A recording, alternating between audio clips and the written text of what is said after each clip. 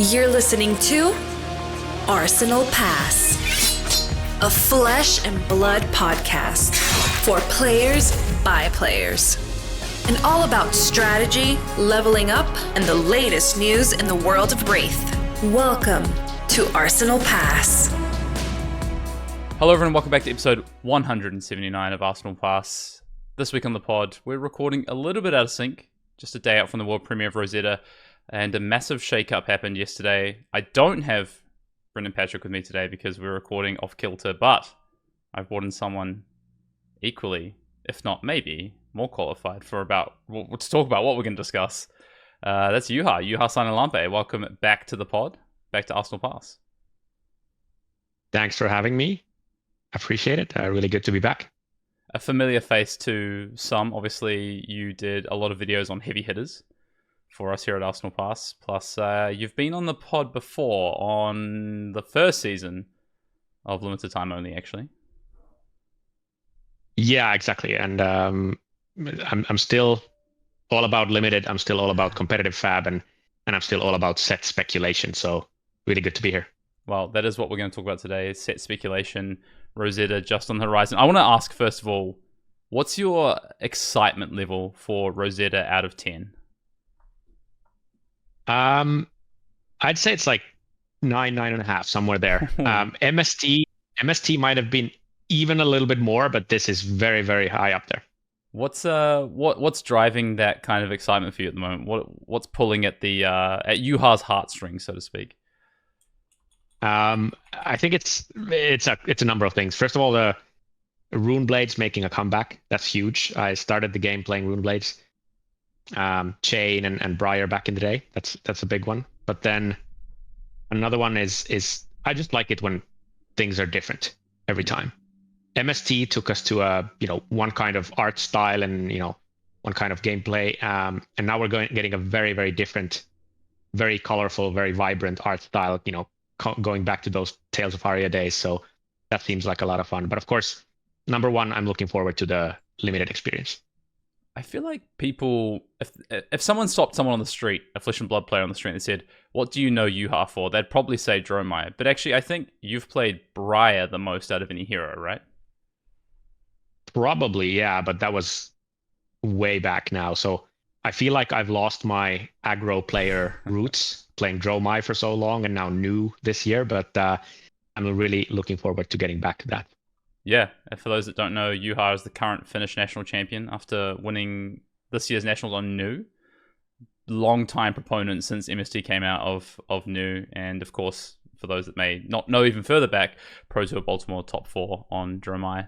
I want to ask a few questions about Rosetta, but also you are known out in the community for being a speculator, a delver into the, I guess, what might be when a set comes out. In fact, I'm pretty sure even James White gave you a shout out for this very specific trait you have, right, in a tweet.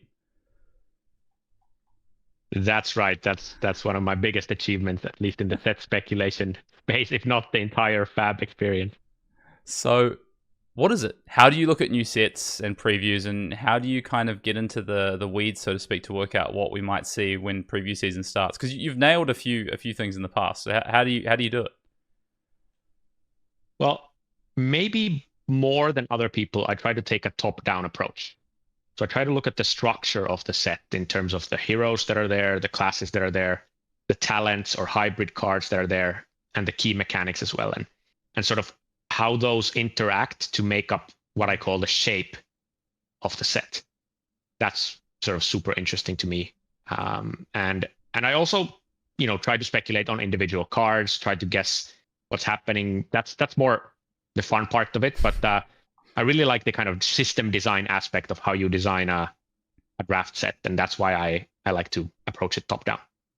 Let's take maybe Part the Misfail as an example then. What are some of the ways, or maybe some of the early cards you saw in Part the Misfail, and how did that kind of lead to some of your speculation? Or because I think Part the Misfail season was when James gave you a shout out, so you obviously were onto something. So what happened during Part the Misfail season that you saw or sort of delve into to understand the 3-class structure, the mystic structure, all these things? Yeah, I think Part the Misfail was very, very surprising in the sense that it was kind of throwback basic setup where you just had 3 classes, and then you basically had generics because all the Mystic cards were basically generics for limited purposes. So this was kind of like going back to Welcome to Wraith or Arcane Rising style, where you just have class cards and you just have cards that every hero can play. So I was very surprised by going back to that sort of one talent set. I can't remember if I guessed anything correctly in the Part the Mistveil days, but maybe it's my continued efforts to try to figure out what's going on that caught James's attention. Yeah.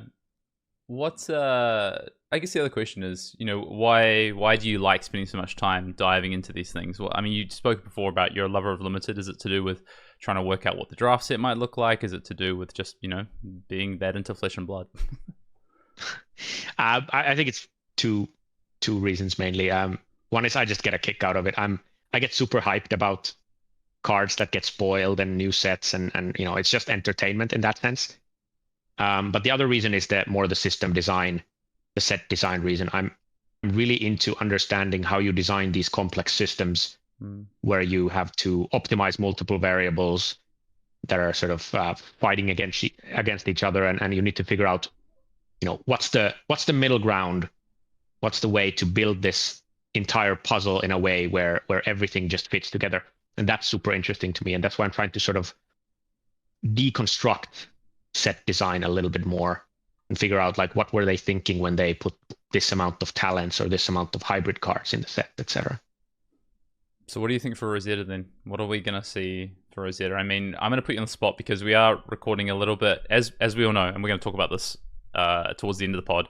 Massive shake-up in the game, right, with the span restricted announcement and this kind of change of maybe more course correction is the correct term of philosophy with LSS. Me and Brendan ended up changing our schedule this week, but I still wanted to have you on the pod and talk about Rosetta plus some of these things. So actually, you're going to tell us a little bit about maybe some of your findings or some things you think are going to happen for Rosetta, and then people get to check your work when the pod comes out. Yeah. So all of you listeners are smarter than I am currently about the set, but especially the limited side of it, I think we have a pretty good understanding now because most of the commons and rares have been spoiled. Yeah. Are we missing any commons and rares at this point? I think there might be a few. Yeah. Yeah. Okay. So at this point, what are some Juha predictions or insights into Rosetta that maybe it doesn't need to be predictions, but things that you've found from the commons and rares we've seen so far and the set that might be sort of interesting facts or interesting things that you found out about Rosetta or you think we're going to see with Rosetta come this weekend? Well, as usual, I start with the top-down approach. So what is the structure of the format? What is the shape of the format? And there I think I hit on something because I made a video about the unique shape of the draft format, and Brian Gottlieb actually mentioned that in the latest, not the latest, but one of the Manor podcast episodes. So I think I figured something out, and he did mention that it's his favorite set for the drafting experience, and that's what I've been after all these years. Is the drafting experience of Fab is fine. It's not fantastic. It's fine. The gameplay is of course fantastic, and that's why I'm playing the game. So I really, really want the drafting experience to match the gameplay experience, and I'm always getting super excited when they make steps on that. And I think what's unique about Rosetta is it's probably the most open format since Bright Lights. Bright Lights was of course very, very unique because everybody could play everything. But I come from a Magic background, and in Magic it's the other way around. The drafting is super fun.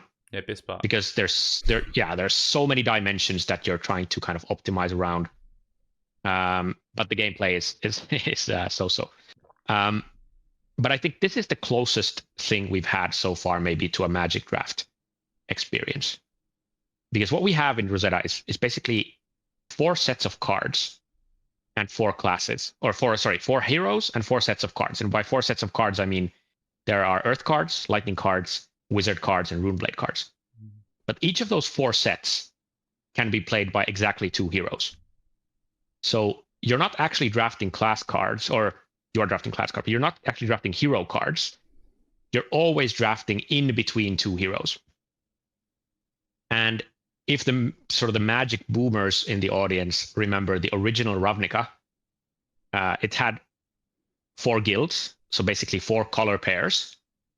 And those were kind of the 4 heroes of that set. And then it had 5 colors, 2 of which could be only played by 1 hero. Let's put it in fab terms. And 3 of the colors could be played by exactly 2 of the heroes or 2 of the color pairs. So we're not exactly there, but I think, the original Ravnica is pretty close to the Rosetta structure. So that's super, super interesting. And I think they can innovate even more around this. As I'm expecting in the future, we'll be getting more sets where there are fewer classes and more heroes than there are classes. Yeah, that's interesting. I hadn't thought about it that way. I think if you compare it to Tales of Aria, which obviously had a similar structure, but had 3 talents and 3 heroes. What do you think do you think this is just a straight improvement on that? Do you think that kind of color wheel or color pie, so to speak, just didn't function as well as the sort of 2 and 2 that we have here as opposed to the 3 and 3? I think, well, the big difference, of course, is that you still had a lot of class cards or like hero specific cards in Tales of Aria. Like half the pool, or maybe I think it was even a little bit more than half of the pool was these hero specific cards that took you to a very specific lane. A wedge. So this time, right? So it's a wedge. Yeah, one of them. So this time around, it's different in the sense that you're always drafting in between 2 heroes. Whatever you pick, you either pick a generic where there are very, very few of them, or you pick a card that goes to 2 heroes. So that's the big difference. And I'm so excited to see what's happening as a result of that, especially when it comes to staying open. I think the most interesting piece about the structure of a draft format is, what does it mean for staying open? When you open that pack 1, pick 1, get the second pick and the third pick and the fourth pick, what are the avenues in which you can either go, pick a lane or then stay open? And I think that's very fascinating. In Part the Mistveil, of course, it was quite simple. You picked mystic cards to stay open or generics to stay open, and then you picked a lane with the class cards. But here it's going to be very, very different because there are no hero specific cards.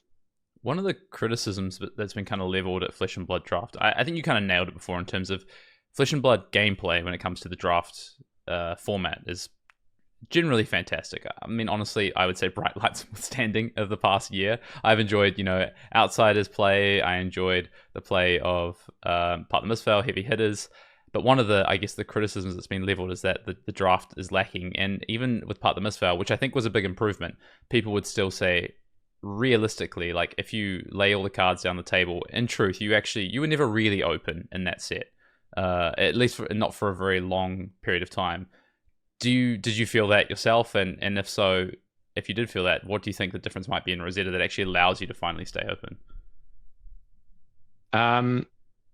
And again, you will be much smarter in the audience than I am after watching the Tampa Bay coverage. But I think it's hard to say because it's very different in the sense that Part the Mistveil, for example, and most sets, they have like the 2 edges. So either you are fully closed by picking the cards for your hero, or you are fully open by picking, generic cards. But here we are always in the middle. You're always half open, half closed. So I'm going to be very excited to see how that sort of interacts in reality, where are you, for example, trying to pick, let's say, you pick a pseudo lane, you pick Runeblade. I'm trying to pick like 3 or 4 Runeblade cards in a row, which keeps me open to 2 heroes, and then I pick between the 2 heroes later on. Is that the way to stay open? Which is relatively linear still, but it's still kind of new-ish because there are so many of those cards compared to, let's say, hybrid cards where you very quickly run out of trying to do that, and you need to start picking class cards in past sets. So is that it, or is it more that you pick like a Runeblade card, an Earth card, and a Lightning card, and then you do that for 6 or 7 picks, and then you're trying to read your seat and figure out like the combination of your seat plus the cards you picked and find the perfect middle ground on where you should land. And that to me would be a super, super interesting puzzle that we haven't really properly seen in Fab yet. No, that's a great point, because I think you could argue maybe Heavy Hitters was the first attempt at something that was keep you open to heroes within a I guess a color pair, right? Like you have two options to draft within, but ultimately it didn't really work out that way, right? Generally, one of the heroes was just better. I mean, it's poor old Reinhardt, right? As a prime example, was almost undraftable in that set, I think, honestly, close to. Whereas this, like you say, it's truly between two. It is truly the aspect of the talent and the two classes, and then the two heroes within each of those talents and classes, which is quite fascinating. Absolutely. Any other insights or maybe fun facts that you've kind of uncovered about Rosetta, or you think we might see as we move through the next weeks and months and start to discover about the set? Not too many. What I am expecting is that there will be wizard gloves at legendary rarity, and you can all, listening to this, laugh at me if I'm not correct. There will be wizard legendary gloves that will interact with sigils in some way. So non-talented wizard gloves. Yeah, it's like Ether Scribe's touch or whatever. You can laugh at me again if I'm getting that wrong, but I think that will be very, very Auxilio focused, the wizard legendary, which then means that if that's for Auxilio, Verdansk needs something else. So I'm guessing the Earth legendary will be something that's very useful for Verdansk. So that's my prediction. Okay. Do you think we're going to be able to bust out our Crown of Seeds again? Crown of Seeds is banned, is it not? Is it? I think it's banned in CC. Okay, never mind then. I can't keep up with the ban restricted list now. I feel like they preemptively banned it before even what's his name? Before even Terra was announced, and then before Rosetta was announced. Yeah. Okay. Yeah, you're right. Never mind then. Channel Maharok though, we'll bust those out. Maybe. I hope so. I want to play some Channel Maharok. Okay. Let's let's go into, I guess, news and segments like that. Flesh and Blood, what have you been playing recently? I know obviously we're coming up to pre-release. I assume you're going to be there playing pre-release. Have you been playing any Flesh and Blood since, I guess, Pro Tour Amsterdam? Obviously you're at Pro Tour Amsterdam. What's kind of Flesh and Blood been like for you, Juha, recently? I've taken a very well-earned break, mostly. I've been dabbling a little bit with heroes I haven't played that much lately. So I've played a bit of Uzuri after the Pro Tour just to see, what did I miss, basically. And I've been playing a little bit of Riptide lately, just to understand the play patterns. Nice. But I've mostly been taking a break, and now it will ramp up hugely once the final cards get spoiled. Yeah. What's the plans for pre-release for you? I'm attending one or two pre-releases here locally. Just really looking forward to having a fun time, not taking it too seriously. Yeah. I'm excited to I'm actually traveling during the pre-release weekend. I'm like in the air as the pre-releases are happening, which is a bit of a shame. So I'm not sure I actually get to play a pre-release, which sucks, but that's okay.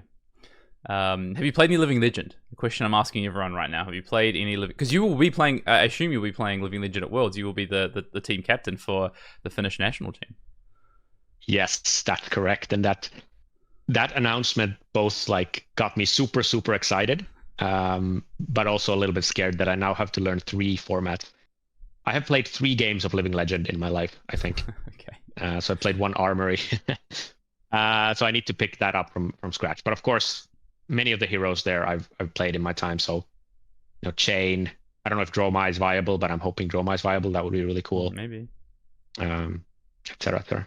Yeah. Well, I've been maybe Briar now after Rosetta. I'm hoping that Briar gets a bump. I think Briar looks pretty good. Post. I was already thinking. I was actually over the weekend, or last weekend, when there was the Living Legend skirmishes. I played Starvo on one of them, and I thought about playing Chain the next day. And then I thought, hold on. I went to the Fab TCG page and I was looking at the Terra and Aurora. The what are they called? First Strike decks. I was looking at the card list. First Strike decks, yeah.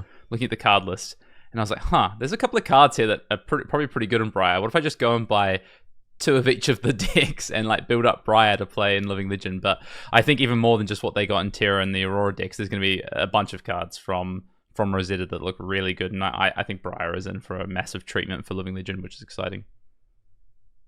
Absolutely. And even just the expansion slot card that's very Briar specific looks fantastic. Oh yeah, what's that one?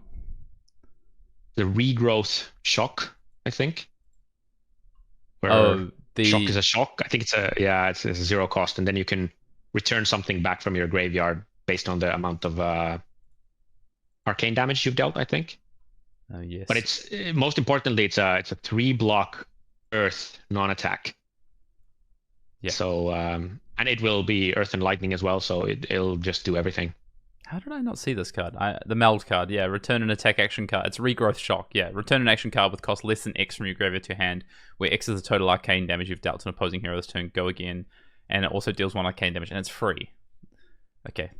Yeah, so it does good stuff, but the real power is on the bottom row of the card where where it says Earth and it says Lightning and it says 3-block. Yeah. Very, very true. Okay. I'm in for this card. I'm in for the set. You said you were giving it like a 9.5 in terms of excitedness for the set. At this point, I've even forgotten about Splatter Skull. That's how kind of far down the rabbit hole of Rosetta we are. That card also looks exciting. So, yes. Yeah. Let's just quickly touch on the news. Rosetta pre-release this coming weekend. By the time the pod drops, we just spoke about our intent to play pre-release. Calling Sydney is the following weekend. I'll be out there at Calling Sydney. If you want to come and say hello, looking forward to see some faces there. Skirmish. Did you play any skirmish? You've been taking a break, so no skirmish for you. You followed the results though. Zen, Briar, Dash, all Living Legend and Blitz. Yeah, it's pretty crazy the speed at which Zen LL'd, but yeah. One season. One season, but I think on that point, I think it's not even a full season, right? It was in the middle of skirmish. 1 week left. But I think the problem with Blitz and LL currently is that Blitz is not really played that much outside skirmish season, which means that it puts a huge pressure on skirmish season to provide all the LL points. And they actually release more young heroes than they release adult heroes. And if you want to keep the rate of heroes LLing the same as the rate of heroes entering the format, roughly, then you kind of mathematically have to put a pretty high number of LL points for these skirmishes. So they somehow need to figure that out, because otherwise it's going to happen a lot that in the middle of the skirmish season, something's just going to disappear out of nowhere and people are going to have a bad time. Yeah, I was going to ask you, do you think we need to adjust the rate of LL, I guess, on these Blitz heroes, but maybe it's a wider, more systemic problem of how Blitz is used in Flesh and Blood right now?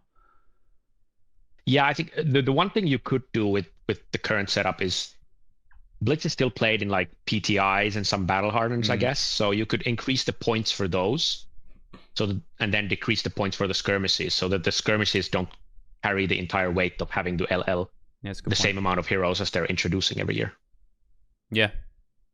I mean, Blitz is it's in such a weird place, right? Like, you've now got Living Legend that's coming in, creeping in from the sides as this kind of looking like it's going to be the secondary constructed premier format, right? We're about to see a Calling. We're about to see it be used at the Team World Cup. I think that's what I'm calling it. I'm calling it the Team World Cup now. I don't know if it's actually called that, but that's basically what it is. What is Blitz's place going forward? Like, if it truly is just a tier 1 format, it's for used at armories and for skirmish season, and then some PTIs, like you say, / some battle hardens. It's a really awkward place for it to be. Yeah, it's not even.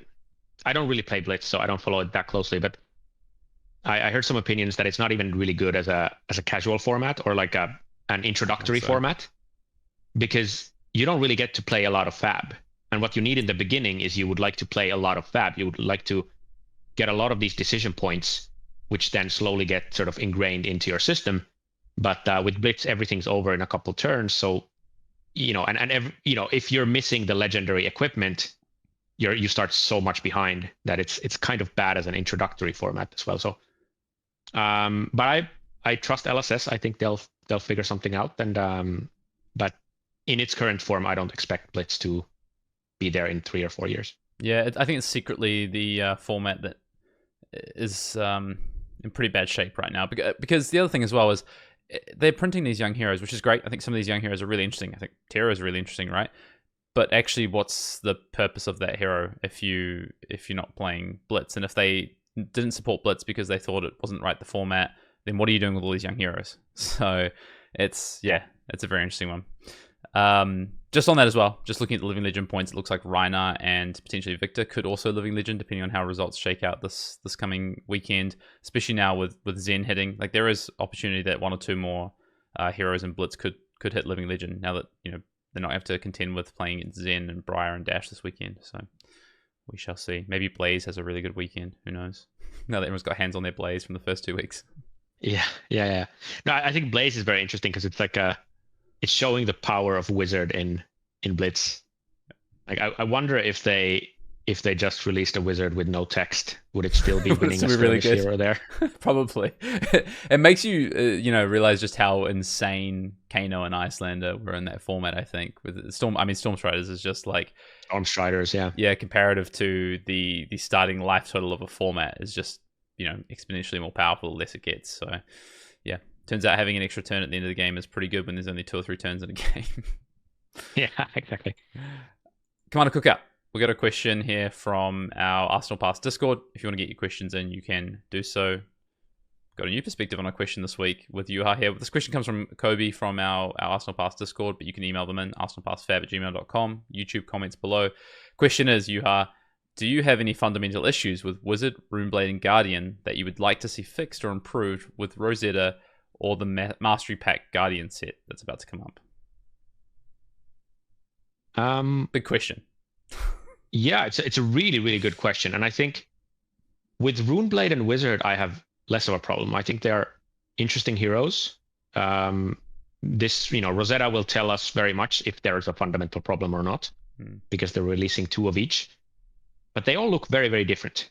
And that's exciting. Like, if you can have a class that clearly has a class identity, but then each hero under that class also has a very strong hero identity, I think that's a success. With Guardian, I see the problem that all the Guardians are pretty much the same hero, more or less. So I think I'm really hoping that the Mastery Pack is somehow branching this out a little bit, so that you can start releasing Guardians that are different from each other. What do you mean, Juha? Victor makes gold, and Betsy gives something, overpower. They're so different. Yes, they are very different, and they all play Terra Sunder, and they all play Spinal Crush, and they all play 1 big attack per turn, and they sometimes dominate. And I don't know. It's a very good introductory class, so I would hope for it to be interesting. It has been pretty strong throughout the history of the game, except the past year or so. But I trust LSS that they will come up with some cool stuff that branches out the design so that the Guardians can be different from each other. I think the problem with Guardian, realistically, so I have the same kind of viewpoint. 100% Juha's right. Guardians all play the same for the most part, right? They might have some slight different interactions on the opponent's combat chain and sometimes your own combat chain, but not overly. I think the problem is that the best cards that are powerful cards will always be blue cards, because then they have the most modality, right? And Guardian has access to the best blue cards, and so it plays the best blue cards, like you say, the Terra Sunders, the blue 8 power cards. These powerful cards, they have access to them, and then also uses these as the source for their weapon. So I think what might be interesting to do with Guardian is to try and move away from some of this traditional blue focus. Your weapon uses blues, your blues use blues, and try and find some ways to introduce a different attack on a guard, or different ways to attack the Guardian class that isn't playing 30 to 40 blues in your deck, and forcing deck building constraints in a way that force you to not do that. So maybe that's yellows is always a hard one, but is there a reason to play more reds in your deck? Is there a way to is there an aggressive Guardian? I mean, the one I'll always come back to, because there's cards to support it, but it just doesn't seem to be a viable archetype, is Aura Guardian. Like, what does that actually look like? Like, that is, I actually think that's a very interesting potential Guardian lane, but it's never been fleshed out. I think LSs are really scared to flesh it out because it easily tick over to be oppressive pretty quickly, I think, especially when you pair it with all the already good Guardian cards. And I do think that's an issue, because if you create this sub-archetype that also just means that, well, I play the best cards plus I play the sub-archetype, it's also really powerful. Do you just have, an uber powerful Guardian as opposed to something that's actually different? So it's interesting. I hope to see something fairly interesting, though. It'd be great to see, not just I guess more of the same Guardian that introduces cards and reprints cards. Yeah. I think Oldham was an interesting take in that it introduced playing on your opponent's turn, and trying to use your resources effectively on your opponent's turn with Crowd of Seeds and with the shield and all that. But of course, that was too powerful. But something like that, which introduces a new element to how you play Guardian, is what I'm expecting. What was the best hero for Baltimore, do you think, in hindsight? Best hero for Baltimore. I still think it was Gromai, but with a better pilot than myself. No, but with someone who would have had even more practice into the Oldham matchup. Like if you were really practiced into top level Oldhams, then I think Gromai would have been the best pick. But other than that, I think, I don't know, Lexi was a fine choice. So interesting. I mean, we went to Singapore basically 6 to 7 weeks later, maybe close to 2 months, with a very updated Ultim deck that Nick worked a lot on as well. And I think if they had that deck for Baltimore, I think it would be really interesting to see what might have happened. I think the Ultims at Baltimore were unrefined, maybe? I don't know. Yes. I don't think many people were playing Anothos at the time. No, or Vambrace. Yeah, or Vambrace, exactly. So I think they were unrefined, and the Lexis were sort of unrefined in their Dromai matchup. So they were. Yeah. I think I think Lexis were not a buy, but like relatively easy for Dromai back then. But then it got harder after the summer when everybody learned to play the matchup as well as put some tough cards like Sleep Dart in their deck. Yeah, that's why you had to win the die roll and flip your time skippers, and you were fine. Juha's favorite. All right, let's talk a bit about Rosetta. And I mean, I already asked you how excited you are for Rosetta. What about from a classic constructor standpoint? Because you're obviously a limited, what's the word I'm looking for? Aficionado. You love limited. You're a big fan of limited. It's a big part of why we wanted you for limited time only. But what about constructed? How excited are you for what Rosetta potentially poses for a new constructed meta? Now that we got the bans, I'm extremely excited. Before that, I was a little bit worried that the existence of Zen will just overshadow everything, and we get 4 heroes that don't make a dent. But now I'm crazy excited. I don't think we've ever seen a time when the CC format, or like at least in my time playing the game, which is basically from Monarch onwards, I've never seen a time when the CC format is so much in flux. So whatever the best deck is 2 months from now, I have no idea. And that's a very exciting time to play. Do you have any concerns about the power of Nu? I mean, it was arguably the best deck for the PT, if not the second best, because maybe Zen's just broken. But Nu gets relatively untouched. So is there any concerns about the power level of Nu heading into what Rosetta might present us and what these ban? I mean, we can talk about the heroes that have kind of been impacted. We could talk a little bit about the new heroes, but there's a raft of heroes that have been impacted, and some of them that were probably good into Nu. I'm thinking Prisms and Kano, for instance, that have maybe had some hits. So any concerns about Nu? I don't think Nu will ever be a problem deck in the sense that it's at the top of the meta and it's untargetable. So that was kind of the problem with Zen, that it was, somewhat targetable by Nu and maybe by Uzuri, or something like that. Maybe by Riptide or whatever. Or I don't know, probably not. But I tried. It was tough. Like 90% of the decks would be losing to Zen on average. So it's and since no meta is really about 1 or 2 decks, then it's very hard for everybody out there to be losing to this one super popular deck. But that's not going to be the case with Nu, because Nu has several decks that can target it. You can play Enigma. If, let's say, the dual wielding warriors make a comeback at some point. I'm not expecting that necessarily to happen, but if they make a comeback, they are pretty tough for new. Prism and Kano were quite tough for new, etc. So there are several ways to target new, even Riptide, as mentioned. So I don't think it will be a problem. Okay. Why don't we start with new heroes then? And from what and obviously we're short on some Majestics and Legendary, so we can't get into too much detail. But what do you expect maybe their impact might be? Do you think all 4 of these heroes are going to be ready to have potential impact, or does some look more powerful than others to you? I don't think all of them will have an impact. It would be very rare for all heroes to have an immediate impact, at least. Of course, MST was very, very special, where all the 3 heroes basically were the top 3 heroes played in the upcoming events. Yeah. I don't expect that to happen, also because Brian said that the power level is not going to be the MST power level.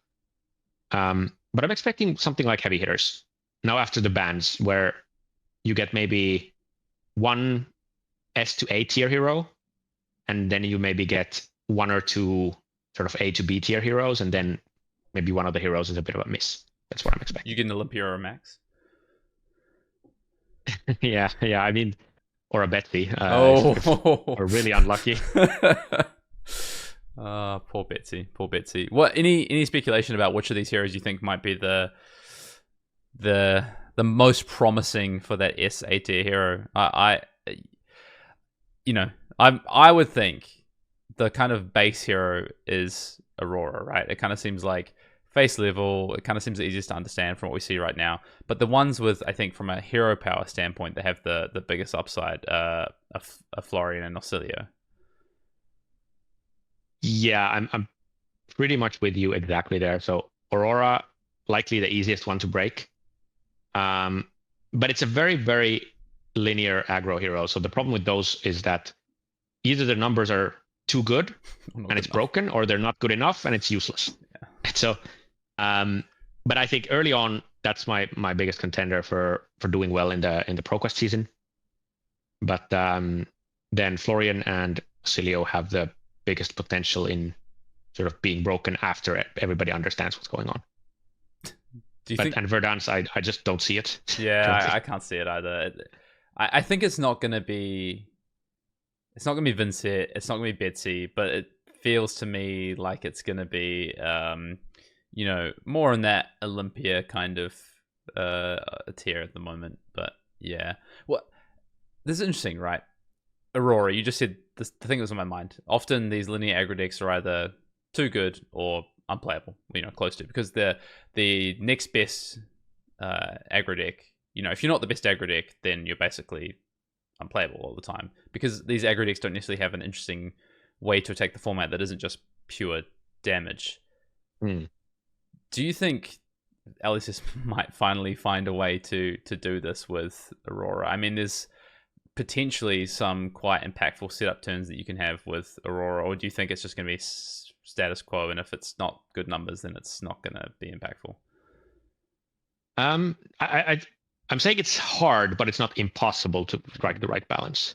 Like, I think Fi at times pretty well struck the right balance. After stubbies were banned, Fi was a relevant contender in the meta, but it was never really broken after that. So, and of course, lately, the past year or so, it's been pretty useless. But other than, of course, winning the World Championship. But I don't think anybody expected that to happen necessarily, but in an Icelander-dominated meta as well.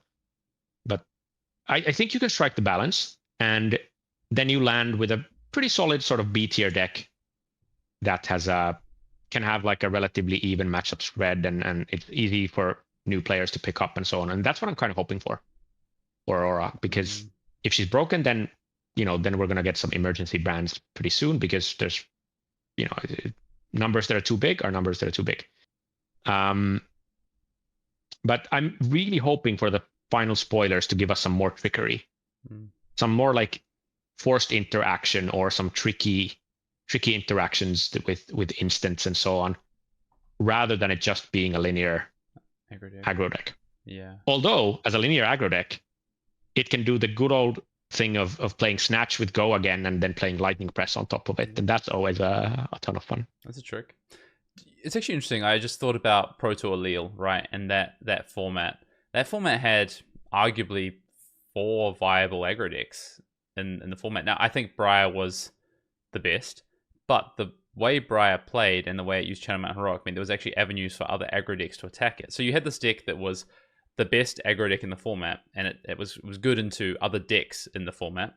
But then you had these other decks that came in underneath it to try and target it, and also target some of the decks that were targeting Briar. Like, for example, for say Briar was the best deck, people tried to play Ultim to deal with that. People played Fire to try and be faster than Briar and also attack Ultim, for instance. So that was quite an interesting format, and I don't think we've been at that point ever since. I think ever since we've just had the default best aggro deck. And a lot of the reasons for that is that these aggro decks have been big numbers, or they do something so fundamentally powerful at any given point in the game that there's no real setup required or specific card sets required. Like, Lexi just had powerful cards, plus it had 3 of a kind, and these sort of Rain Razor turns and things like this. And you obviously Zen just did the thing, So I do wonder if we ever get back to that point with a few aggro decks that attack the format in different ways. I think you just need one catalyst to kind of do it, which is the best or the kind of most viable aggro deck to be one that has an interesting attack on the meta, and then you bring in other decks underneath it potentially. Yeah, I think you're touching upon something very fundamental here, that if you design all the aggro decks to be the same, then only one of those is ever going to make sense to play, right? But if you make them have a very different angle of attack towards the decks that try to beat them, then it can get very interesting. Because, for example, Fi was better against Prism probably than Briar. Fi could have maybe even been better against Oldhim than Briar, but then Fi was mostly an underdog to Briar. So those kind of dynamics can be super interesting if you come up with aggro decks that have different lose conditions in a sense. Yeah. With that in mind, I guess any other thoughts about the new heroes other than that? I mean, what about personal preference? Any that you are personally looking at to try and explore a little bit further? Early on, Aurora is very interesting. It brings me back to those Lightning Briar days of old. Auxilio is fun because it seems like a hybrid between a Runeblade and a Wizard. Yeah. I'm not too much of a Wizard player, but if you inject some of that Runebladiness into it, then I'm in. And Florian, from like a theme and art style perspective, I really like it. But I'm just a little bit afraid that it will play kind of like an OTK Viserai deck. Mm-hmm. Anyways, or like a combination between an OTK Viserai and a Guardian deck. And that's not maybe what I'm about. Sounds boring. With the bans and Rosetta in mind, have you thought much about where some of these things might shake out? Like, for instance, where does Zen fall now? Is it completely unviable? Is it now going to be what we just spoke about, a B tier aggro deck? Is it actually better than Fi now, or is Fi potentially the better ninja? My hot take is that Zen is trash. Ooh, okay. Currently. It lost basically all the ways to be broken or to do broken things, except for one sacred art that it still has. So it has to kind of transform into a numbers deck, I guess, because it can't do the crazy burst turns anymore, at least as often. And I don't know if it's going to be the best numbers deck. I think something like Dash might just be better.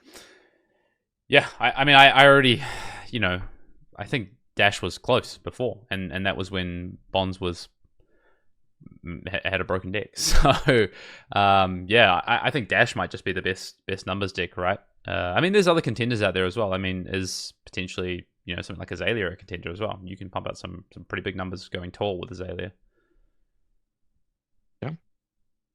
Yeah, exactly. So I'm not super hopeful on Zen. And losing Bonds also means that you lose Ancestral Harmony, kind of. Yeah. Or at least the biggest potential of Ancestral Harmony, which was one of your better cards. So they're not really just banning Bonds and Orihon and Art of War. They're also kind of banning Ancestral Harmony, and that's just too much. Yeah, at that point you just play Katsu. Yeah.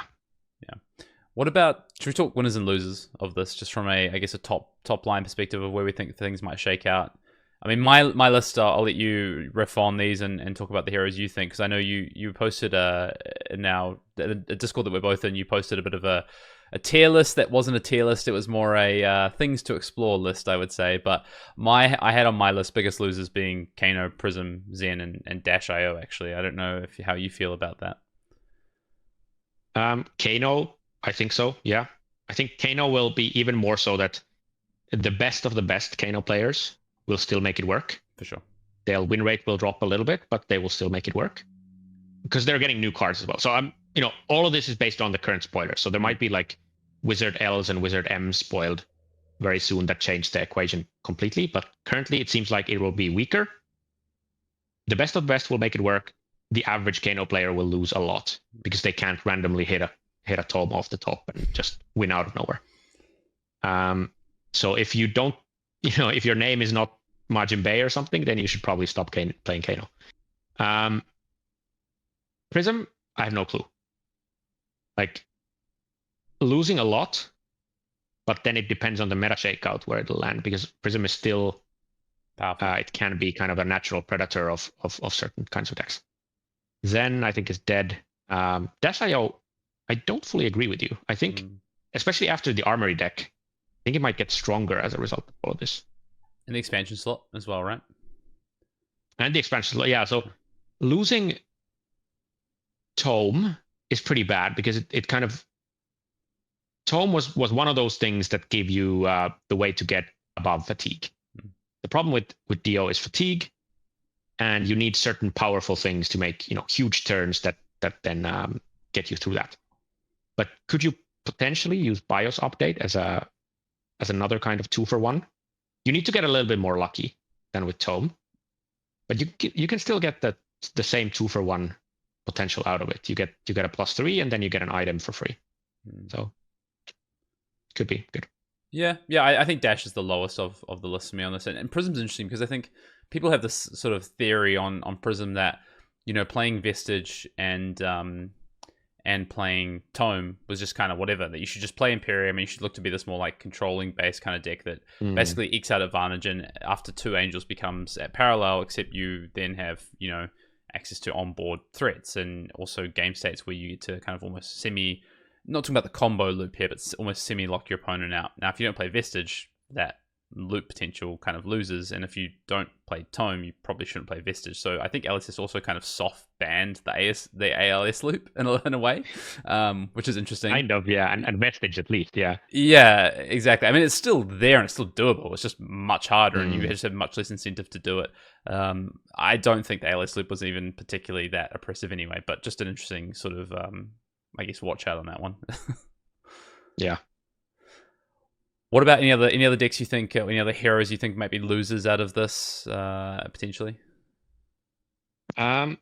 It's very hard to say, and it depends on the way the meta shakes up. But if, for example, the Warriors come back, then the Assassins could be losers. Yeah, very much. Or the dual, cast size of the world, if they come back, then that could be a huge shakeup. So that's what I'm really watching very closely. Is it possible for these very, very grindy dual wield Warriors to come back now that Kano is weaker, Prism is weaker, Zen is gone with the at least the burst potential, and if that happens, that then shakes up the entire meta very much. I actually, in terms of decks that win, I just realized the obvious one I've left off my list here, which is Enigma. Surely Enigma is a big winner out of this. It's alongside Nu, it's an MST hero, it's a powerful hero, but Zen just completely kept it down. Surely Enigma is a big winner out of this.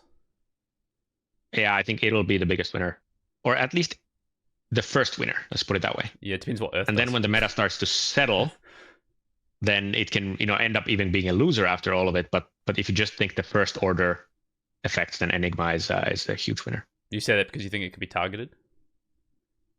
Enigma can absolutely be targeted, but of course previously Zen was the best way to target it, and happened to be the best deck as well.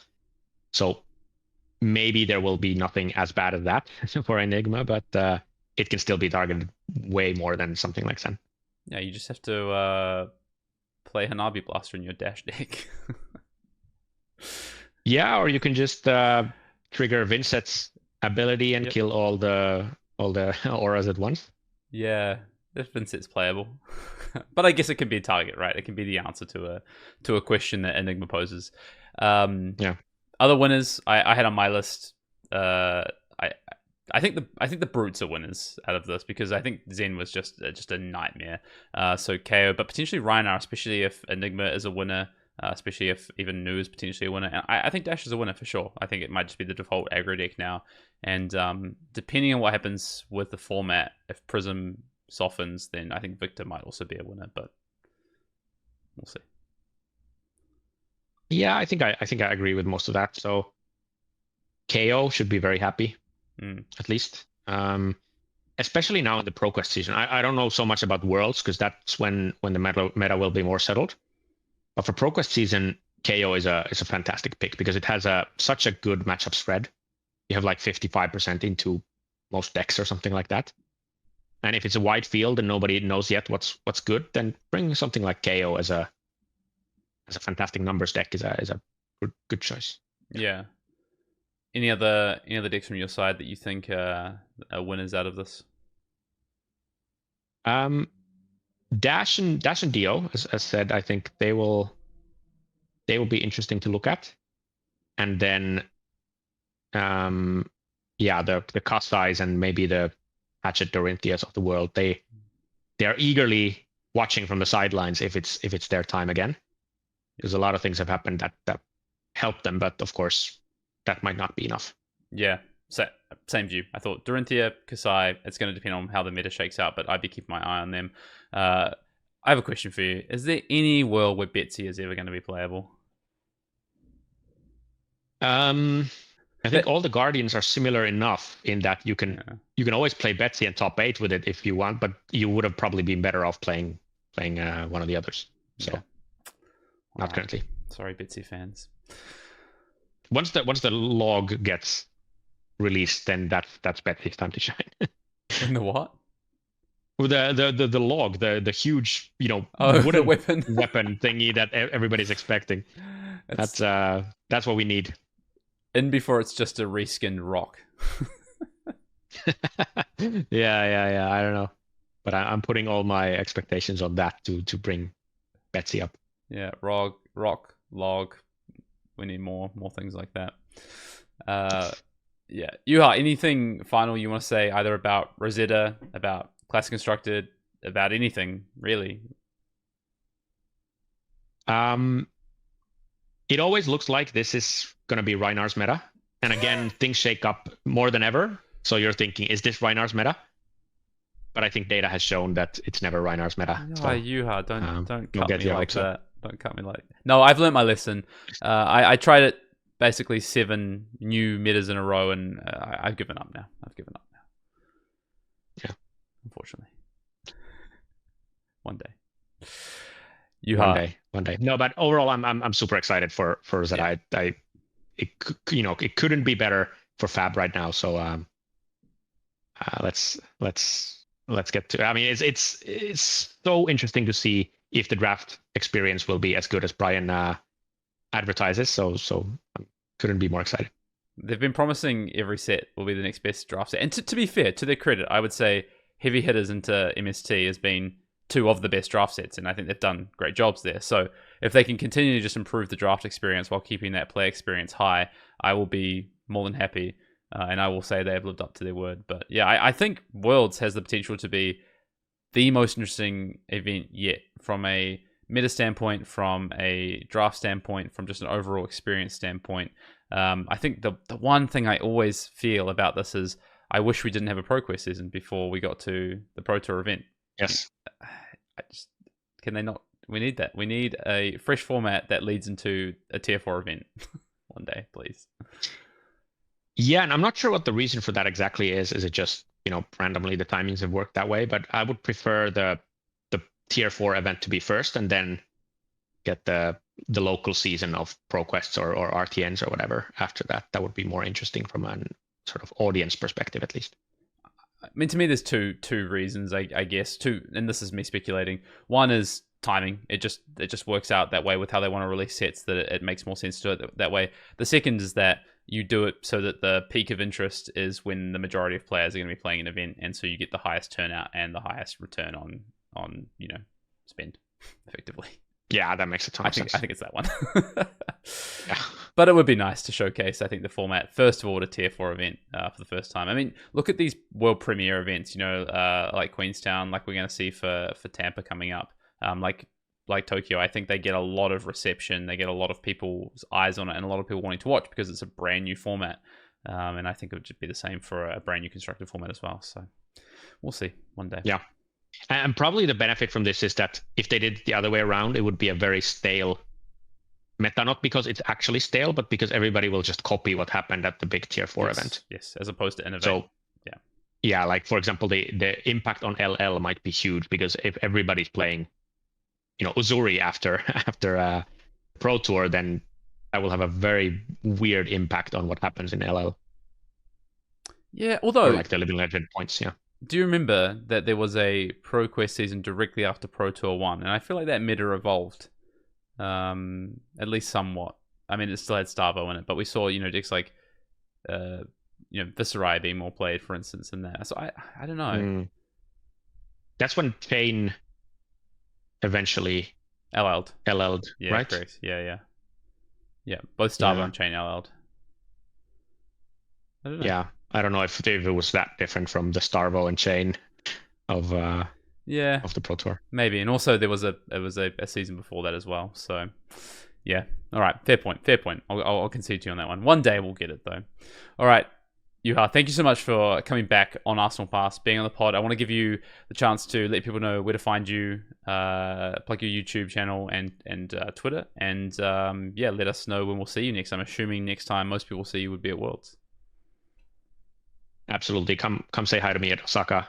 It's always the highlight of these trips to see and say hi to the people who are seeing my content. So please come and say hi. I'm at Bramblespark on Twitter and at Juha Saarnilampi on YouTube, or you can just search YouTube for Whisper of the Oracle, which is the name of the show on theory and speculation that gets a video posted maybe once a month nowadays. It's good quality stuff then. All right. Juha, thanks again for coming on the pod, and I'll see you in Osaka as well. See you there. Thank you.